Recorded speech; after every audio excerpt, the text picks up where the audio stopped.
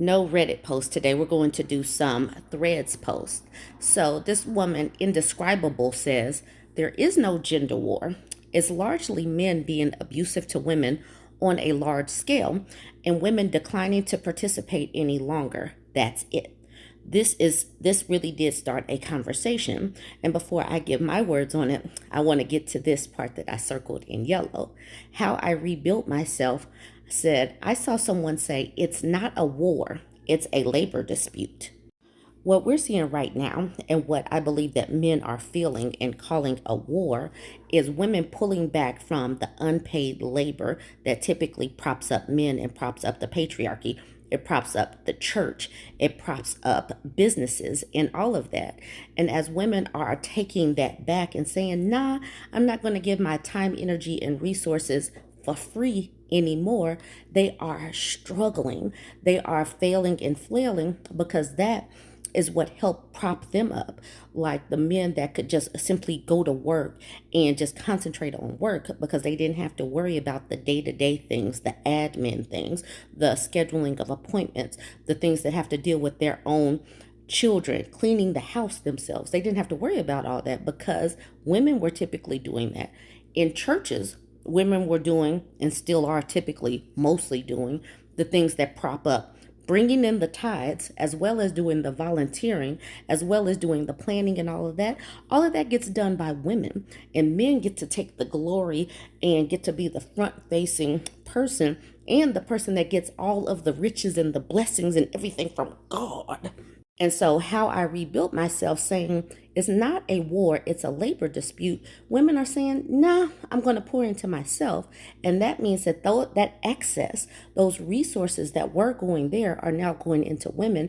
And that's why you see men coming on here like really insulting women that are eating with friends, that are traveling, that are just sitting up here taking pictures and smiling. You have these men jumping into comment sections like, insulting women like you're just a 2 out of a 10 anyway, you're a cat lady, and they get really mad at pet parent women because those women are pouring into their pets versus pouring into them, and they get really unhinged about that.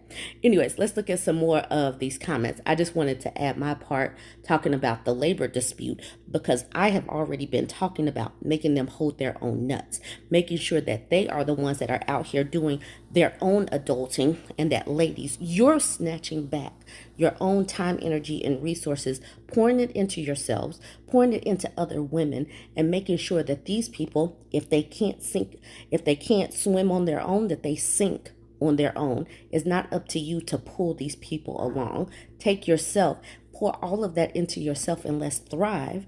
And that is what they're calling a gender war. The labor dispute, where women are saying no more to all of that unpaid labor, that underappreciated labor, that invisible labor that gets taken for granted anyway. Xana Dana says, calling it a gender war is just a smokescreen to avoid accountability. Women opting out of abuse isn't warfare, it's self-respect. And then this person says, war is a state of armed conflict for both parties. These men are literally wiping us out because femicide is literally a thing. And like she said, one woman is unalived by a man every 10 minutes. It's not a gender war if one side is taking casualties and the other side isn't. Men are not in danger from women. They might get their feelings hurt periodically, but women are simply not taking men out the same way. Women pulling back to them is like, oh my God, they're oppressing us. They're not doing this labor and stuff for free anymore. That's what they see as oppression. Women are like, no, we just want to be safe, secure, happy, and whole and make our own decisions about our bodies. Oh my God, you feminists just hate men. It's just like we're having two different discussions. And then Stormy Rainbow Lady said to that graphic that said a woman is unalived every 10 minutes, saying, that's not going to help the loneliness epidemic now, is it? And to that, Beauty Mark Bay says, this breed is not known for skills of any sort, or logic, or foresight, or anything. And Tiger Tails kind of sums it up with this one. This is hot. Especially since women do not want to beat or dominate or win over men. They are inviting men to step up and meet them as partners so they can win together. as teams. But there's a type of man who doesn't want to be partners. He wants to acquire and control women like they are property. And he thinks he's at war because he's angrily throwing a fit and smashing things up about it. But women don't want to fight about it. They're simply not interested. No thanks. And where women are saying, let's be partners, men are still talking about being leaders and submission. It's like we can't have these discussions if you're still trying to dominate women. Women are like, okay, if you want to dominate, cool. I'm going to be out here being single and doing my own thing. But they're like, no, you're going to let me dominate you. They refuse to go over there and take the women that are just ripe for the picking. Like, I'm here, take me. No, they want to get the women that are out here happily single or happily free that are asking for partners. And then they want to take them and squish them into the image that they want. It is a mind F of major proportions. Cerulean Spiral says a single generation, just one, where women were legally allowed to say no, and all of a sudden we have a men's loneliness epidemic. And that means they have to go full fascism where women are property again. That is where they are. Women can say no and have opted out because women have choices. And so now that women are choosing themselves or choosing a plant, men are losing out because of plants. Men are losing out based on, cats being better companions. Men are just missing out just by peace being a better companion. And they are flipping over tables and throwing stuff and throwing hissy fits. The Women's Roundtable says it's why women need to change, stop allowing men to govern us and form matriarchal societies with our adult sons for protection. We have to change or we will always be property of men to exploit for sex and domestic work. And this is where people get it twisted. A matriarchy and a patriarchy are not simply changing the leadership from a man like at a patriarchy to a woman, because women are not sitting up here trying to dominate at the top and, hoard all of the resources and oppress men. Women are simply not doing that.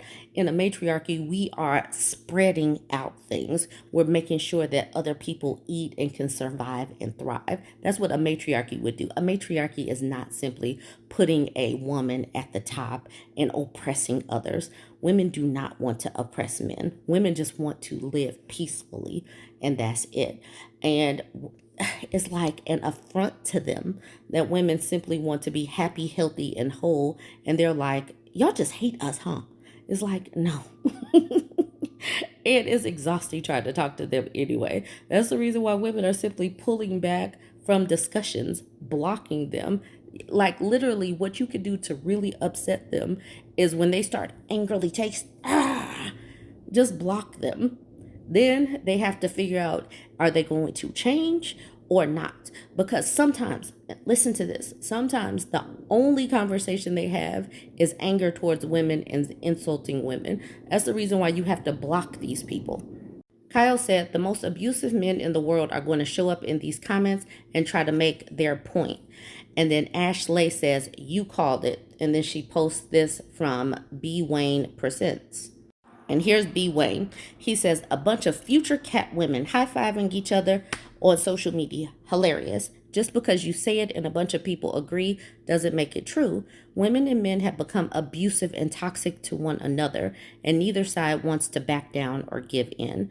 They really are doing this both sides thing, like politicians acting like both sides are the issue, or like races acting like the other side that's oppressed is the issue. The both sides thing doesn't work here because both sides are not taking each other down like men take women down. Sometimes she writes stuff, says, why do men always call us cat women like that's offensive? It's not the insult you intend it to be. We'd much rather have the cats than deal with men who throw tantrums every time they hear something they don't like.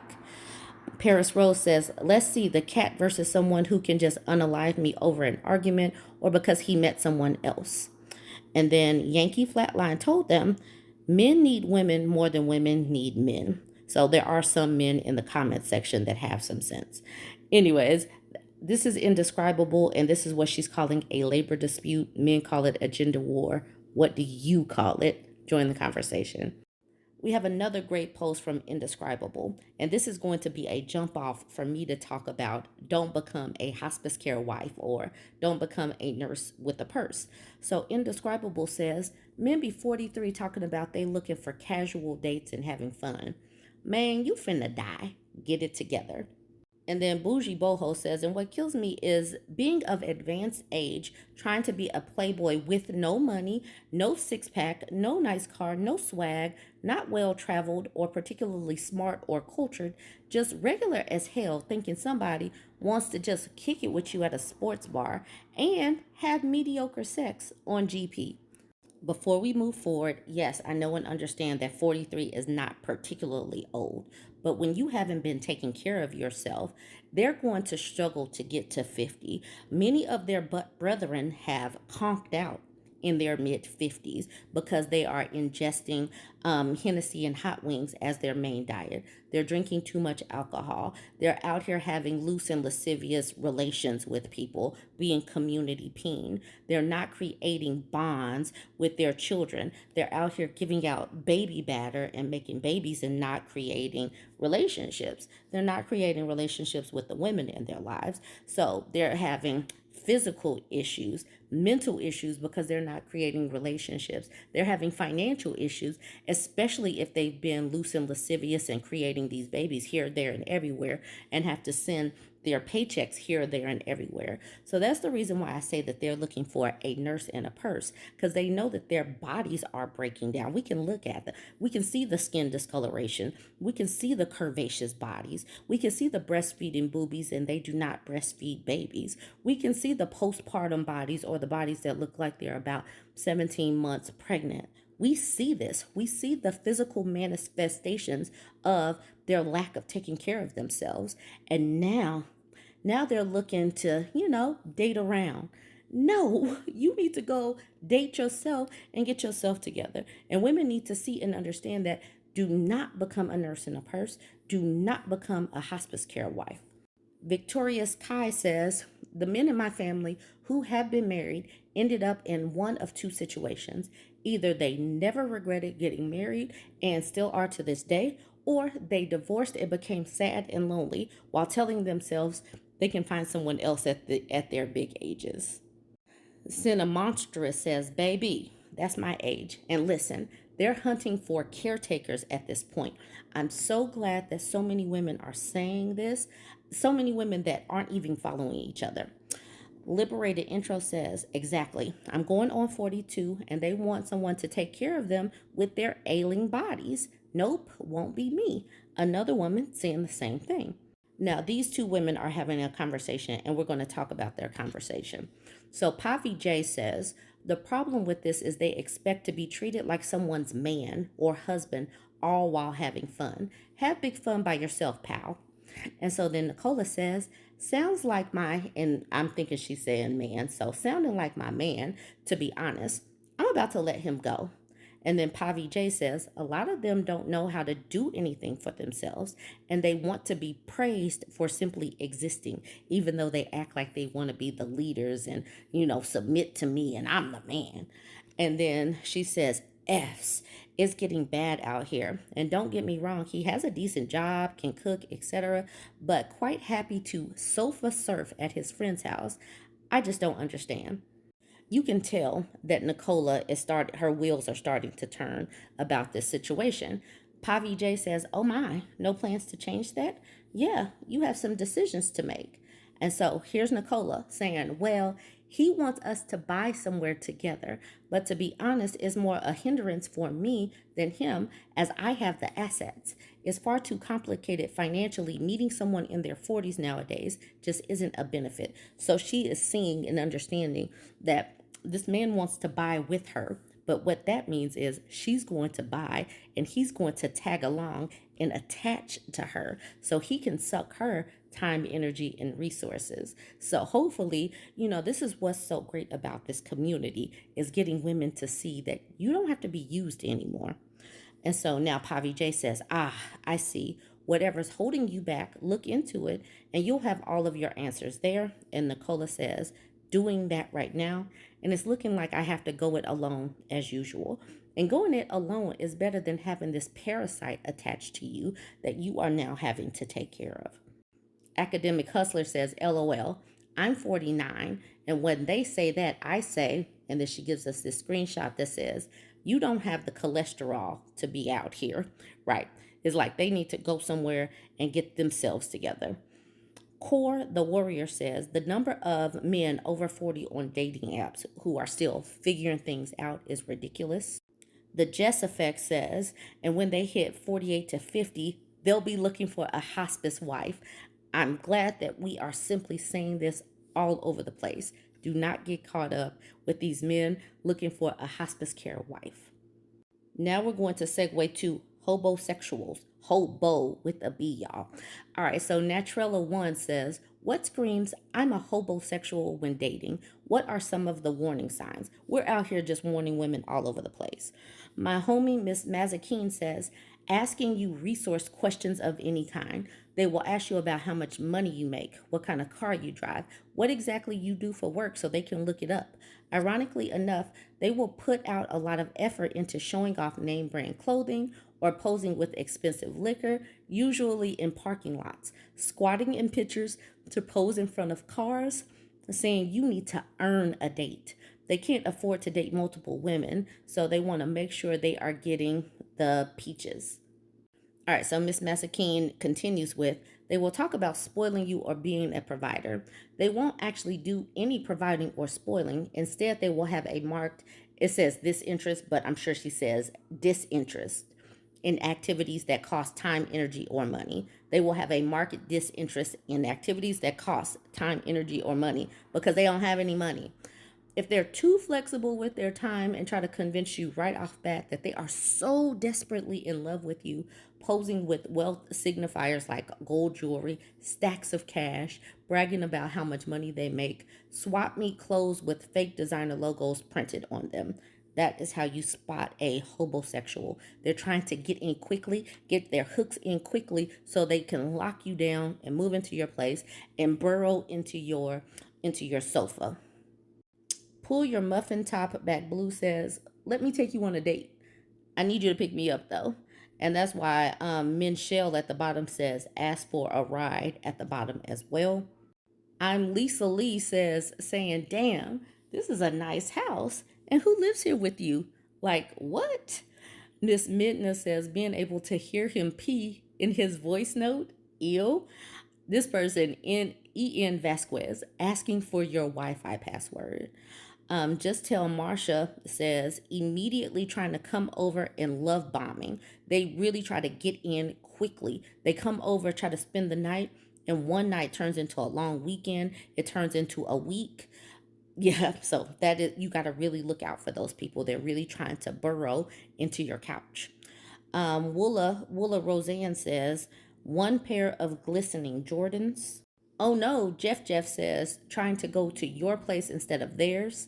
Now, this is important. Just Jill says, earth-shattering peen. It is very important that they put in that work because it'll keep your brain cloudy. You cannot get digmatized by these people. Please know and understand that they are doing this for their life. They're doing this so that they can have a place to stay. Do not let them use that earth-shattering peen. It's for survival. It's not for love. Then at the bottom, Yes Millie Official says, no car and roommates. Now, there could be some other telltale signs of hobosexuals. Please drop your comments, and we're going to continue to tell others, to warn the ladies, to talk about red flags, to talk about warning signals. So let's keep having these conversations.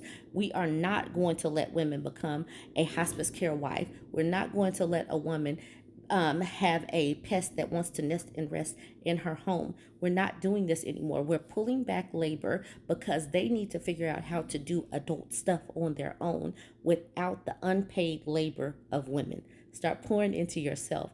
That's why all of these conversations are so important. Join the conversation. Don't forget to like, comment, and share.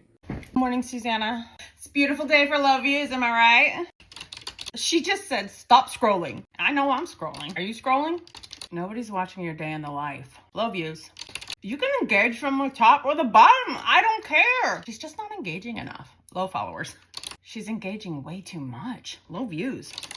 Reviews are low, your followers are low, your sales are low. You need to let it go. Hey! Yes, sir, we sure are. We're pushing it all out, right?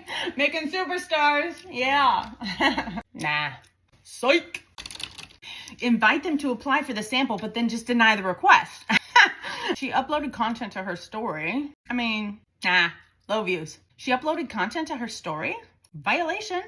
He wants to be viral. They all want to be viral. No, you want it too bad. Low followers. You mad? And I tell you that this product is so amazing. I'm not pushing that out. I'm sending the sugar daddies to the DMs. Oh, they want me to check STEM today. Does anyone even look at STEM? Swear word. Violation. Swear word. I mean, if it makes sense to the story, you know? You haven't changed your username? Count banned. Get it together. Type teamwork one more time. 3 tips to bigger views. 5 tricks for more followers. 10 steps to better sales. There aren't any tips or tricks. It's me. I'm her. You're welcome. Long day. TGIF. I need a raise. Okay, see you tomorrow.